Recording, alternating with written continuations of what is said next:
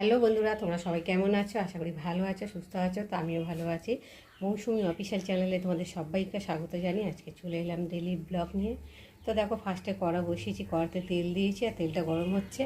আর এখানে রয়েছে পাবদা মাছ, নুন হলুদ মাখিয়ে রেখেছি। আলু দিয়ে বেগুন দিয়ে হবে, কুমড়ো ভাজা হবে। আর এখানে চিংড়ি মাছ বাটা করব, আর মাছের জন্য মশলা করে নিয়েছি। আর এখন কড়া গরম, দেখো তেলটা গরম হয়ে গেছে। আর এখন আমি একে একে মাছগুলোকে দিয়ে ভেজে নেব। আর মাছগুলোর মধ্যে না হয়েছে ডিম, ভয় লাগছে যদি ফাটে না। আর এমনিতে যেহেতু পাবদা মাছ ফাটে ভীষণ, দেখো লেবে যাচ্ছে খুঁজতে দিয়ে, মানে এতটা হড়হড় করছে। তো চলো একে একে ভেজে নিই। তো দেখো বন্ধুরা, মাছটা দেওয়ার সঙ্গে সঙ্গে ফুটতে শুরু করে দিয়েছে, মাছটা দিয়েই কোনো রকম সরে গেছি। তো যাই হোক, একটু দূরে থেকে থেকে মাছগুলোকে ভেজে নিলাম, দূরে দাঁড়িয়ে দাঁড়িয়ে উঠতে আসলে সুন্দর করে দেখো লাল লাল করে ভেজে নিয়েছি। এখন ওই তেলের মধ্যে আমি দিয়ে দেবো কেটে রাখা বেগুনগুলো, ফার্স্টে ভালো করে ভেজে নেব।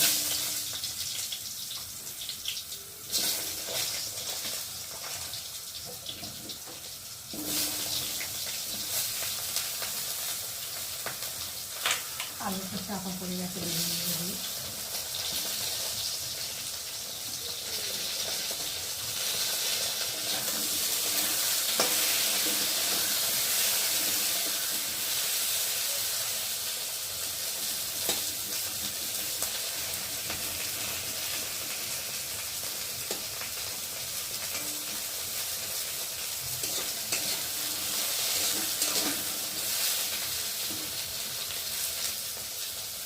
দেখো বন্ধুরা, মাছ ভাজা হয়ে গেছে আর বেগুনগুলো ভাজা হয়ে গেছে। তেলের মধ্যে আগে পাশে বেগুনগুলোকে ভেজে ভাজা হয়ে গেছে, এখন তুলে নেব। এই মাছের মধ্যেই তুলে নিলাম।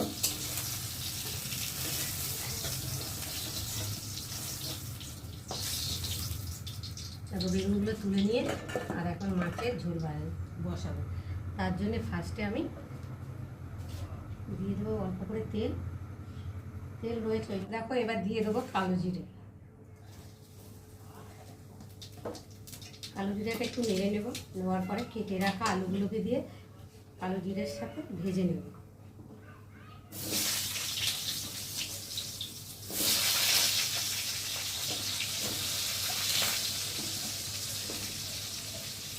সব একসাথে রেখেছি না, বেগুন এই কুমড়ো আর আলু ঠালু সব একসাথে ধুয়ে এনেছি রেখেছি।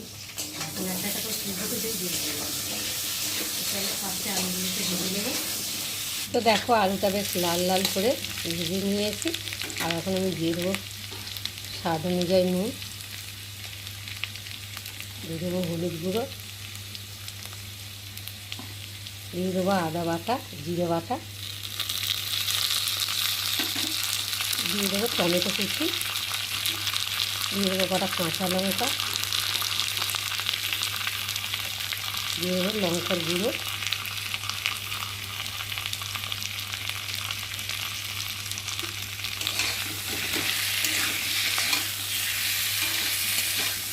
মশলাটা ভালো করে কষিয়ে নেব, যতক্ষণ না মশলার একটা কাঁচা গন্ধ যাবে। তো দেখো, মশলা আমার ভালোভাবে কষানো হয়ে গেছে, আর মশলা থেকে তেলও ছেড়ে দিয়েছে, আর সুন্দর একটা মশলা কষানোর গন্ধও বেরিয়ে গেছে। আর এখন আমি পরিমাণ মতো জল দিয়ে দেবো।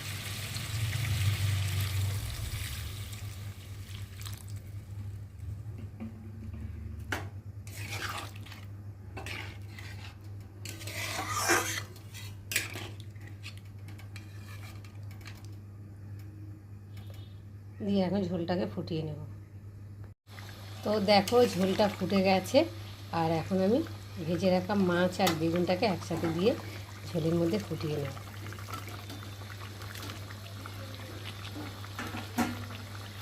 দিয়ে একটু ভালো করে নেড়ে দেবে, নাহলে না বেগুন আলুর সাথে একসাথে কষালে তো ঘেঁটে যাবে। আর বেগুন বুঝতেই পারছো নরম, একটুতেই গলে যায়। দিয়ে আর এখন আমি আরেকটু ফুটিয়ে নেব ভালো করে। তো দেখো, মাছ দিয়ে ঝোলটাকে ভালোভাবে ফুটে নিলাম, বেশ মাছটা মাখা মাখা হয়ে গেছে দেখতেই পাচ্ছ। আর এখন আমি উপর দিয়ে ধনেপাতা কুচি ছড়িয়ে দেবো। তো বন্ধুরা, আজকে আমার পাবদা মাছের রেসিপি কেমন লাগলো তোমরা কিন্তু অবশ্যই কমেন্ট করবে। আর ভালো লাগলে লাইক কমেন্ট শেয়ার করো। আর আমার চ্যানেলে যদি নতুন হয়ে থাকো চ্যানেলটাকে সাবস্ক্রাইব করে দিও। আবার দেখা হবে তোমাদের সাথে অন্য কোনো ব্লগে। ততক্ষণ তোমরা তোমাদের খেয়াল রাখো, তোমরা আমার চ্যানেলটাকে সাবস্ক্রাইব করতে থাকো, আর আমি এদিকে মাছটাকে